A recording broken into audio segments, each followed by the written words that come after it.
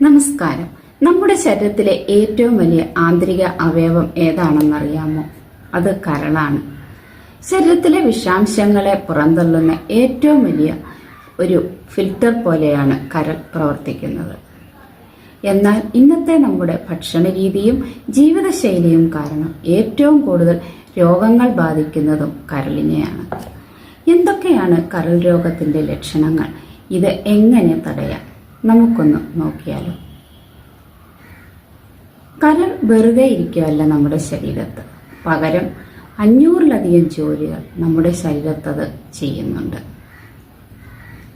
നമ്മൾ കഴിക്കുന്ന ഭക്ഷണത്തിലെയും മരുന്നുകളിലെയും വിഷാംശത്തെ അരിച്ചു നീക്കുന്നതും കരളാണ്. അതുപോലെയാണ് ഊർജം സംഭരിക്കൽ. ഗ്ലൂക്കോസിനെ സംഭരിച്ചു വെച്ച് നമുക്ക് ആവശ്യമുള്ളപ്പോൾ ഊർജം നൽകുന്നു. അതുപോലെ ദഹനം, കൊഴുപ്പിനെ ദഹിപ്പിക്കാൻ ആവശ്യമായ ബൈൽ അഥവാ പിത്തരസം നമ്മൾ കേൾക്കാറുള്ളതാണ്, നിർമ്മിക്കുന്നതും കരളാണ്.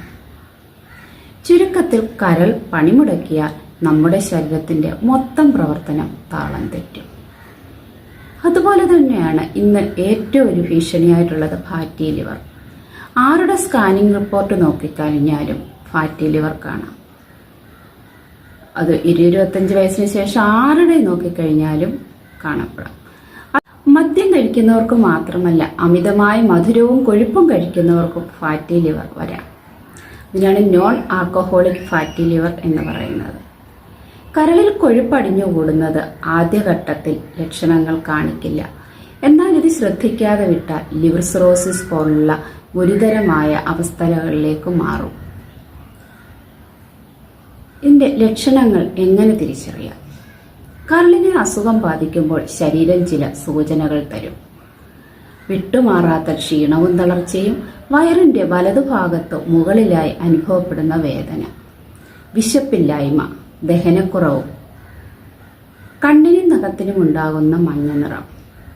ഇത്തരം ലക്ഷണങ്ങൾ കണ്ടാൽ ഒരു ഡോക്ടറെ കണ്ട് ലിവർ ഫംഗ്ഷൻ ടെസ്റ്റ് ചെയ്യുന്നത് നന്നായിരിക്കും. അല്ലെങ്കിൽ LFT എന്ന് പറയും. എന്തൊക്കെയാണ് നമുക്കിതിനെ വരാതിരിക്കാനുള്ള കാര്യങ്ങളും ഡയറ്റും ആഹാരവും നമ്മൾ എന്തെല്ലാം ശ്രദ്ധിക്കണം? എങ്ങനെ നമുക്ക് കരളിനെ ആരോഗ്യത്തോടെ നിലനിർത്താം? മധുരവും എണ്ണയും കുറയ്ക്കുക. പഞ്ചസാരയും മൈദയും വറുത്ത ഭക്ഷണങ്ങളും കരളിന് എന്നും ശത്രുക്കളാണ്. പച്ചക്കറികൾ ധാരാളം കഴിക്കുക. വെളുത്തുള്ളി, ബീറ്റ്റൂട്ട്, ഇലക്കറികൾ, നാരങ്ങാവെള്ളം എന്നിവ കരളിനെ ശുദ്ധീകരിക്കാൻ സഹായിക്കും. ധാരാളം വെള്ളം കുടിക്കുക. ശരീരത്തിലെ വിഷാംശം പുറത്തു പോകാൻ വെള്ളം അത്യാവശ്യമാണ്. അതുപോലെ അരമണിക്കൂർ ദിവസവും വ്യായാമം ചെയ്യുക. അത് കരളിലെ കൊഴുപ്പ് കുറയ്ക്കാൻ സഹായിക്കും. ഒരിക്കലും സ്വയം ചികിത്സയ്ക്ക് പോകരുത്. ആവശ്യമില്ലാത്ത മരുന്നുകൾ വാങ്ങിച്ചു കഴിച്ച് കരളിനൊരു ഭാരമാക്കരുത്. കരൾ ആരോഗ്യത്തോടെ ഇരുന്നാൽ മാത്രമേ നമുക്ക് ദീർഘകാലം ആരോഗ്യത്തോടെ ഇരിക്കാൻ സാധിക്കൂ. ഈ വിവരങ്ങൾ ഉപകാരപ്പെട്ടുവെങ്കിൽ നിങ്ങളുടെ പ്രിയപ്പെട്ടവർക്കും ഷെയർ ചെയ്യുക. സംശയങ്ങൾ കമൻ്റായി ചോദിക്കാം. നന്ദി.